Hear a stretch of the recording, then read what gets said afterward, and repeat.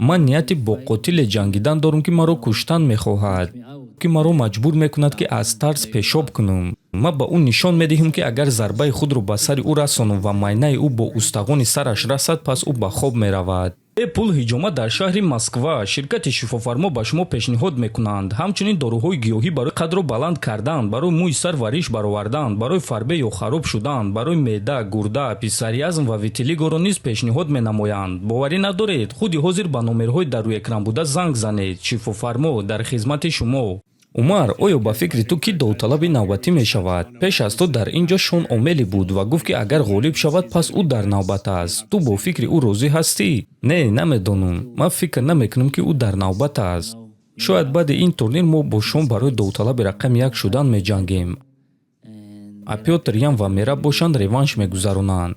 Аммо барои ман ин чиз маъно надорад. Ман барои ҳама вариантҳо тайёрам.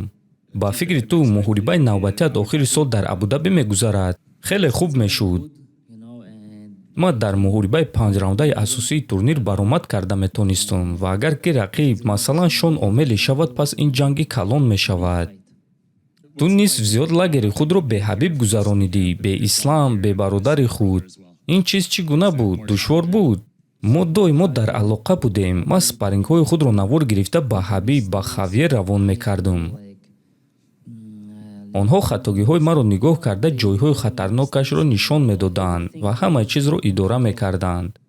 аз ту пурсида буданд, ки чӣ муҳимтар аст, Мерабро шикаст додан ё барои камарбанд ҷангидан? Ту ҷавоб додӣ, ки Мерабро интихоб мекунӣ. оё ҳоло ҳам ҳамин фикрро дорӣ ё баъди бохти ӯ фикрҳои ту дигар шуданд? ҳама ба монанди пешина аст. албатта ман реванш гирифтан мехоҳам.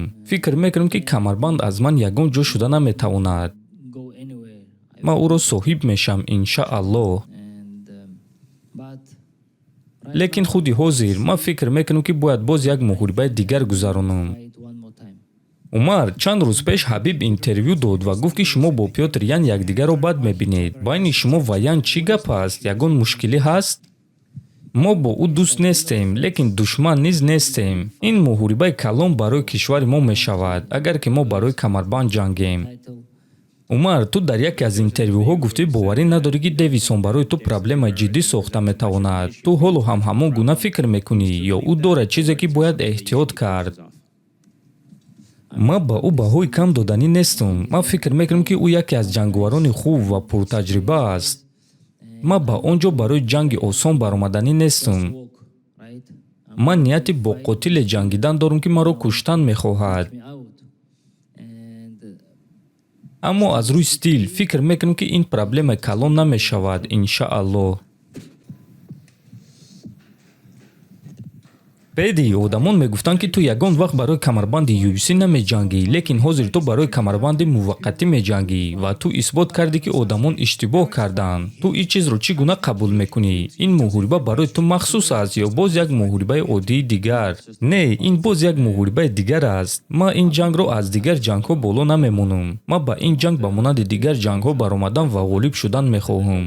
умедворам шумо бо Геҷи бо эҳтиром меҷангед, лекин ӯ дар интервю гуфт, ки ба ту зарари калон расонидан мехоҳад ва кӯшиш мекунад, ки дар актагон ба ту раҳм накунад. оё ту ин суханҳои ӯро шунидӣ ва чӣ фикр дорӣ? Суханоне аз ин дида хандаоварро шунида будам, вақте як рақиб гуфт, ки маро маҷбур мекунад, ки аз тарс пешоб кунам. ва ӯ маро сахт хандонд, чунки ӯ ин корро бо як рақиби худ карда буд. ин вазифаи мост. мо дар ин ҷо барои ба якдигар дард расонидан омадагием. мо ба болиш намеҷангем. ин ҷо ҷангҳои ҳақиқӣ аст. ман медонам, ки ба наздикӣ бо ӯ вомехӯрем ва агар ки ӯ маро бад диданӣ бошад, пас ҳамааш дар дасти ӯст. барои ҳамин чиз мо дар ин ҷоем. ин бозӣ ҳамин гуна аст.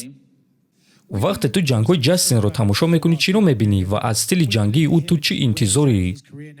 ӯ гуфт, ки агар зидди ту шикаст хӯрад, пас шояд ки карьераи худро ба анҷом мерасонад. барои ҳамин дар китфони ӯ бори вазнин аст. ин чизро дониста, ба фикри ту, ин дафъа ӯ эҳтиётона меҷангад ё хашмгинона? ин саволи хеле хуб аст.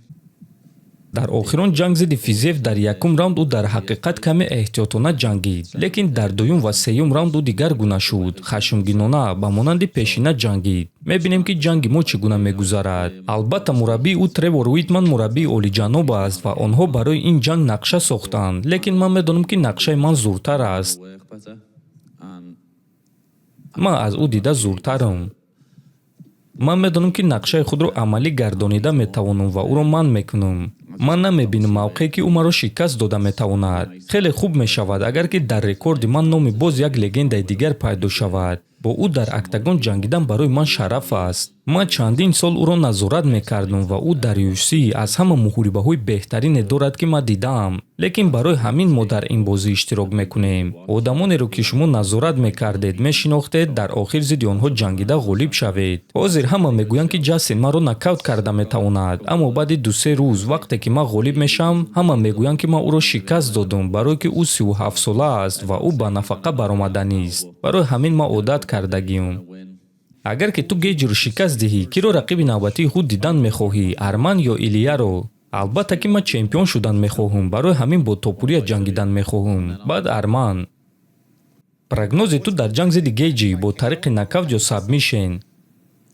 ман нокаут мехоҳам, лекин эҳтимолан сабмишен мешавад. Ҷастин, ту дар яке аз интервюҳои худ гуфтӣ ки ӯро то 4-5 раунд бурдан мехоҳӣ, чунки ба фикри ту дар он ҷо ту таҷрибаи зиёдтар ва бартарӣ дорӣ. оё ту ӯро ба чуқурие бурдан мехоҳӣ ки худат чанд маротиба қарор доштӣ? Не, ман танҳо ки ба тамринҳои худ боварӣ дорам. ман дар баландӣ тамрин мекунам ва агар ки ман хаста шавам, пас медонам ки рақибони ман аз ман зиёдтар хаста шудаанд. ман медонам ки ӯ сахт кӯшиш мекунад. барои ҳамин медонам ки чӣ гуна ӯ хаста мешавад вақте ки то раундҳои охир меравем. шумо муҳорибаҳои пешинаи маро дидед ки муҳорибаҳои сераунда буданд, зидди Чендлер, зидди Физиев. дар коғаз ин занозании хуб буд, лекин агар ки ин ҷангҳои 5 раунда мебуданд, пас ман ба онҳо зарари хеле калон мерасондум. ман умедворам ки рӯзи якшанбе ин корро карда метонам. Педи аз якум рӯзи омаданаш ба UFC мегӯяд ки ливерпулиҳоро ба нокаут равон кардан номумкин аст. чӣ қадар сахту исбот кардан мехоҳӣ ки ӯ иштибоҳ мекунад. шарт нест ки ту табиб бошӣ то донӣ ки агар ту майнаи сар дошта бошӣ пас нокаут мешавӣ. ман ба ӯ нишон медиҳам ки агар зарбаи худро ба сари ӯ расонам ва майнаи ӯ бо устағони сараш расад, пас ӯ ба хоб меравад. дӯстон, чӣ гуна ки медонед мо авиакасаи худро дорем, авиакасаи паҳлавон, ки чанд сол мешавад дар хизмати мардум аст. бисёри бародарону апаву хоҳарон аз мо билет гирифта 100% розианд ва ба наздикони худ авиакасаи моро тавсия медиҳанд. ва агар ба шумо низ авиабилет дар кор бошад, пас ба боварии комил ба мо муроҷиат кунед ва кай ки набошад, куҷое ки набошад, мо ба шумо бо нархи дастрас билет гирифта медиҳем. шахсан худи ман ба шумо кафолат медиҳам, чунки ин реклама нест, ин авиакаси шахсии худи ман аст. барои ҳамин ҳатман ба мо муроҷиат кунед ва чиптаҳои даркории худро дастрас кунед. номерҳои WhatsApp мо дар рӯи экран.